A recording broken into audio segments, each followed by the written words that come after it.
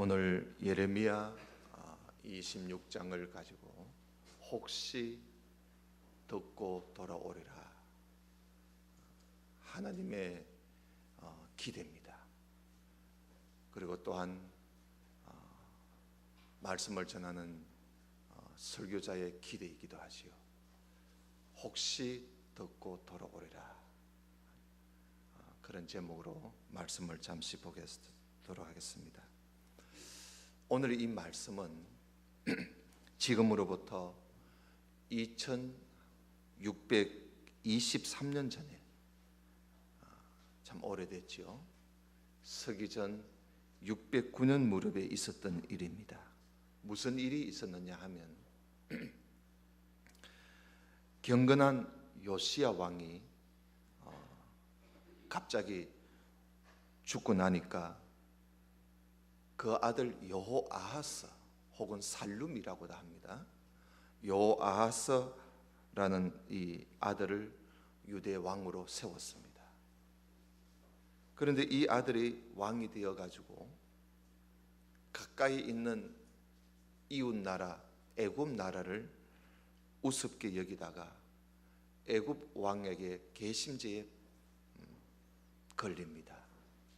그래서 왕이 된 지 3개월 만에 애굽에, 요즘 이집트지요, 애굽에 붙잡혀 가서 거기서 왕이 된 지 3개월 만에 붙잡혀 가가 거기서 죽고 맙니다. 나라가 얼마나, 유대 나라가 얼마나 어수선하겠어요. 왕이 되자마자 남의 나라가 붙잡혀 가지고 죽어버렸으니까. 그 유대 나라의 왕을 죽이고 난 이 애굽 왕은 요시야 왕의 또 다른 아들, 오늘 여기에 나오는 요야김이라는 이 왕을 왕으로, 또 유대 나라 왕으로 세웠습니다. 나라의 왕이 새로이 이제 세워지게 되면 국민들의 마음도 왕에 대한 기대가 매우 높아집니다. 야, 이제 좀 안정이 되겠구나. 갑자기 이전 왕이 그렇게 애굽에 가서 죽어버렸고, 또 그 전 왕은 전쟁터에 가서 갑자기 죽어버렸고, 이제 여호야김이 왕이 되니까 백성들이 왕에 대한 기대가 잔뜩 서 있었습니다. 여러분, 국민들의 마음만이 아니지요. 하나님께서도 새로이 임명된 왕에 대한 기대가, 하나님도 그 기대가 있었던 것입니다. 야, 이제 저 왕이 잘하겠구나, 기대를 하고 있었습니다. 그 여호야김이 유대 왕이 되어서 나라를 다스리기 시작할 무렵에 하나님께서 선지자 예레미야에게 말씀을 주셨습니다. 그 말씀이 오늘 예레미야 26장에 있는 말씀인데요, 오늘 본문에서 우리가 함께 본 것입니다. 그런데 하나님께서 그 말씀을 주시면서 예레미야 보고 이 말씀을 전하라고 이야기하면서 한마디도 감하지 말고 전하라고 예레미야에게 명령을 합니다. 한마디도 감하지 마라. 그러면 한마디도 감하지 말라고 주신 말씀이 무슨 말씀인가? 오늘 본문에 보면 4절이 그 말씀입니다. 4절 한번 봅니다. 너는 그들에게 이와 같이 이르라. 여호와의 말씀에 너희가 나를 순종하지 아니하며 내가 너희 앞에 둔 내 율법을 행하지 아니하며 내가 너희에게 나의 종 선지자들 꾸준히 보내 그들의 말을 순종하라고 하였으나 너희는 순종하지 아니했다.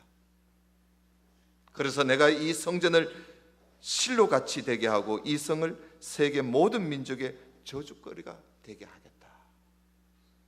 이 말을 한마디도 감하지 말고 그대로 전하라 그랬습니다. 그동안 이 하나님의 종들이 전하는 하나님의 말씀들을 이들이 듣지 않았습니다. 순종하지 않았습니다. 지금도 정말 내 말을 듣지 않는다면 이제는 이 성전을 옛날에 실로의 성막같이 그렇게 폐허로 만들어 버릴 것이고, 너희들이 살고 있는 이 예루살렘 도성을 온 세계 모든 민족의 저주거리가 되도록 할 것이다 하는 경고의 말씀이었습니다.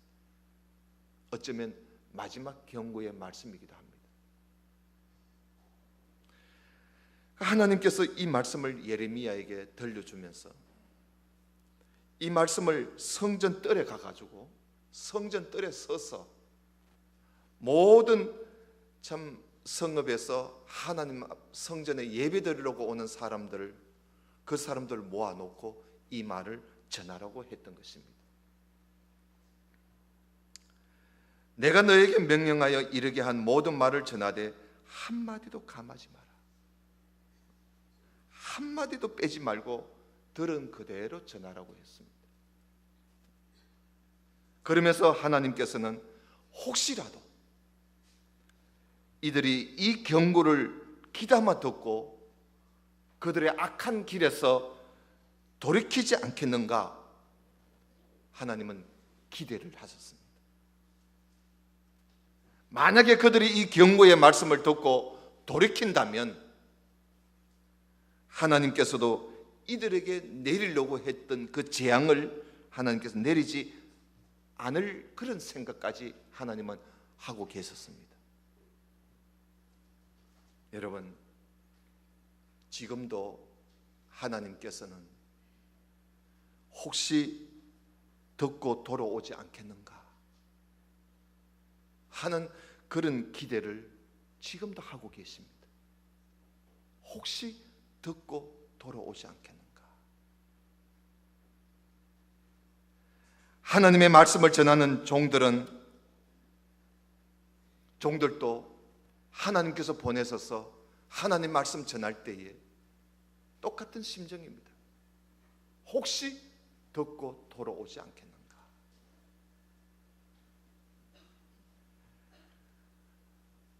이런 기대를 가지고 하나님 말씀을 전하는 것이지요. 예레미야도 마찬가지였습니다. 하나님께서 한마디도 감하지 말고 전하라고 했을 때 그 말씀을 전하면서 혹시 듣고 돌아오지 않겠는가. 여러분, 하나님 말씀을 전하되 한마디도 감하지 말고 또 보태지도 말고 있는 그대로 전하는 것, 그것이 말씀을 전하는 종의 자세입니다. 하나님 말씀을 전하라고 하나님께서 파송한 자들이 바로 이 전도자들이에요. 오늘날 목사들입니다. 그래서 우리는 목사를 보고 하나님의 사자라 그러지요. 하나님의 심부름꾼이란 말입니다. 무슨 심부름? 말씀을 전하는 심부름꾼입니다. 우리가 전도한다 할 때 이 목사가 도를 전하는 게 이게 전도입니다. 우리가 교인들을 교회로 데리고 올 땐 그건 전도가 아니라 그건 인도지요. 교회 갑시다 해서 인도지요. 전도는 말씀을 전하는 것을 말하는 것이지요. 그래서 말씀을 전하는 자의 가장 중요한 자세가 뭐냐 하면 하나님께서 일러주는 말씀을 한마디도 감하지 말고 보태지도 말고 전하는 것입니다. 그게 가장 중요한 자세입니다. 하나님의 말씀을 전하는 전도자 바울은 이렇게 말을 합니다. 한번 보십시다. 갈라디아서에 있는 말씀인데, 우리나 혹은 하늘로부터 온 천사라도 우리가 너희에게 전한 복음 외에 다른 복음을 전하면 저주를 받을지어다. 우리가 전에 말하였거니와 내가 지금 다시 말하노니 만일 누구든지 너희가 받은 것 외에 다른 복음을 전하면 저주를 받을지어다. 이제 내가 사람들에게 좋게 하랴 하나님께 좋게 하랴. 사람들에게 기쁨을 구하랴. 내가 지금까지 사람들의 기쁨을 구하였다면 나는 그리스도의 종이 아니니라. 이게 바울의 자세입니다. 전도자에게는 이런 자세는 생명과도 같습니다. 왜 이런 자세로 도를 전해야 하는가? 혹시 듣고 돌아오지 않을까? 알겠습니까? 혹시 듣고 돌아오지 않을까? 그 기대가 있기 때문입니다. 이 기대는 하나님도 하고 계시는 것이죠. 오늘 본문의 3절을 한번 보십시다. 그들이 듣고 혹시 각각 그 악한 길에서 돌아오리라. 이게 하나님의 기대입니다. 악한 길에서 돌아서는 것, 악한 길에서 돌아오는 것을 우리는 회개라고 하지. 회개는 들어야 일어나는 것입니다. 가만히 있는데 회개가 일어나는 게 아닙니다. 회개는 하나님 말씀을 들을 때 일어나는 것입니다. 하나님 말씀을 듣지 않고는 회개가 일어날 수가 없습니다. 히브리서 4장에 이런 말씀이 있습니다. 하나님의 말씀은 살아있고 생명력, 활력이 있었어. 좌우의 날선 어떤 검보다도 예리하다. 혼과 영과 및 관절과 골수까지도 찔러 쪼개기까지 한다. 심지어 우리의 마음과 생각과 뜻을 판단한다. 지으신 것이 하나도 그 말씀 앞에 나타나지 않음이 없고 우리의 결산을 받으실 이에 하나님 눈앞에 만물이 벌거벗은 것 같이 드러날 수밖에 없다. 이것이 하나님 말씀의 효능입니다. 그러므로 회개는 말씀 앞에서 삼가 들을 때 회개는 일어나게 되는 것이고, 말씀을 들을 때 우리는 하나님께로 돌아갈 수가 있는 것입니다. 그래서 하나님께서는 예레미야를 보고 말씀을 일러주면서 한마디도 감하지 말고 전하라고 했습니다. 여러분, 우리가 말씀을 들을 때 하나님 말씀 있는 그대로 듣고, 그래서 나의 어떤 삶에 하나님의 지적이 있거나 깨달음이 있을 때 그게 은혜입니다. 여러분, 은혜 받았다는 말은 무슨 찬송 부르다가 뜨거워지고 그게 은혜가 아닙니다. 은혜는 말씀 듣는 가운데서 일어나지 찬송 부르는데 은혜가 일어나는 거 아닙니다. 은혜의 방편은 말씀과 성례지, 성찬에서 성례에서 은혜가 일어나는 것입니다. 우리가 은혜를 받았다는 말은 하나님 말씀 들을 때 그렇구나, 내가 이것이 잘못이었구나, 내가 이게 잘못된 생각이었구나, 이게 하나님의 뜻이었구나 라는 것을 깨달을 때, 여러분, 그게 은혜 받은 것입니다. 그래서 여러분, 우리가 말씀 들을 때 뭔가 한 가지라도 깨닫고 뭔가 한 가지라도 알고 뭔가 한 가지라도 볼 수 있는 그런 은혜의 시간이 되시기를 주님의 이름으로 축원합니다. 그냥 앉아 있으면 안 됩니다. 그렇구나. 오늘 또 이 말씀에 하나님께서 우리에게 바라시는 것이, 하나님의 기대가 뭐냐 하면 혹시라도 듣고 돌아오리라. 이게 하나님의 기대입니다. 다시 본문으로 돌아가 보겠습니다. 예레미야 26장 7절에 보면 예레미야가 여호와의 성전에서 이 말을 하며 제사장들과 선지자들과 모든 백성들이 들었습니다. 예레미야가 여호와께서 명령하신 말씀을 모든 백성에게 전하기를 마치고 나니까 그 가운데 제사장들과 선지자들, 이 선지자들은 거짓 선지자들입니다. 제사장들과 선지자들과 모든 백성이 예레미야를 붙잡고 말을 하기를 네가 반드시 죽어야 하리라. 예레미야를 붙잡고 네가 반드시 죽어야 해 하고 예레미야를 붙잡고 야단합니다. 그러면서 뭐라고 하느냐면 네가 어찌하여 여호와의 이름을 의지하여 예언하여 이르기를 이 성전이 실로같이 되겠고 이 성이 황폐하여 주민이 없으리라고 그따위 소리를 하느냐 하면서 모든 백성이 여호와의 성전에서 예레미야를 향하여 모여들더라 그랬습니다. 죽이려고 모여드는 것입니다. 네가 감히 이 자리에서 어떻게 주님의 이름으로 그런 예언을 할 수가 있단 말이냐?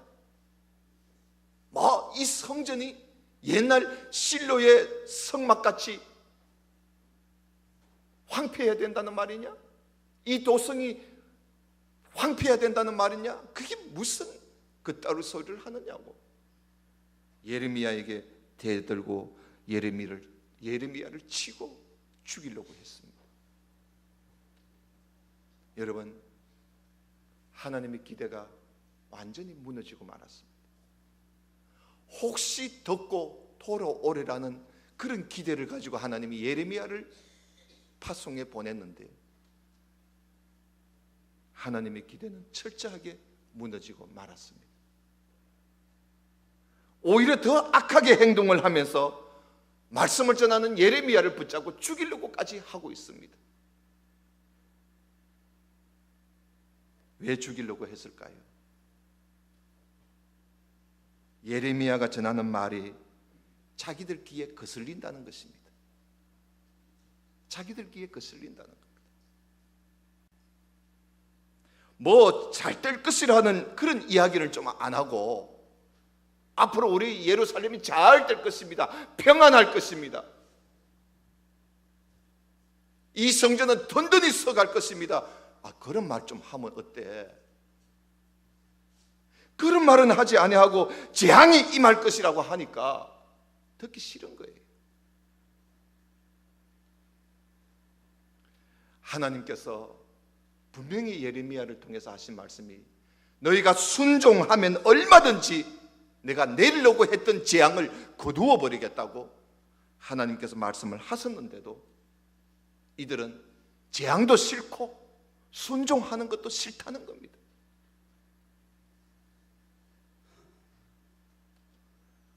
오늘 우리 시대 사람들이 바로 이런 모습이 될까 봐 매우 염려스럽습니다. 하나님의 말씀을 듣고 순종하면 분명히 복을 받을 것인데 복은 받고 싶은데 순종은 싫은 것입니다. 혹시 우리가 그렇지 않습니까? 복은 좋은데 순종은 하기 싫은 거예요.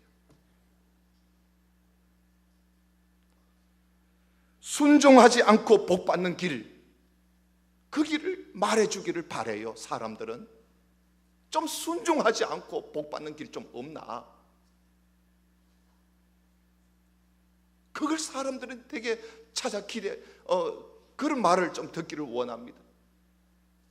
그러나 여러분, 그것은 진리가 아닙니다. 그건 거짓입니다.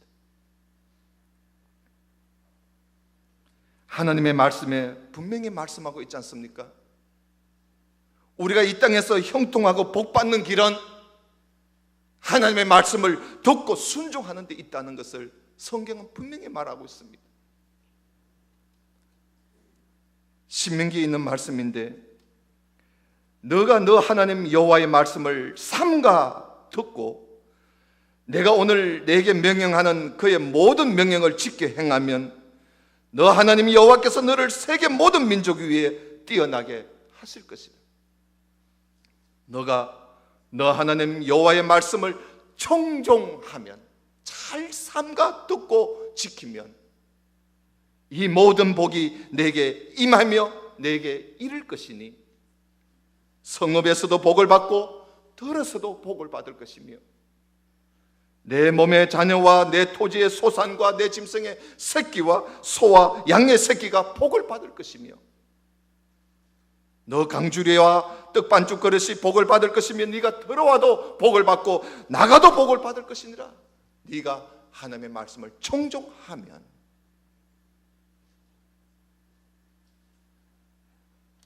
이런 사실들을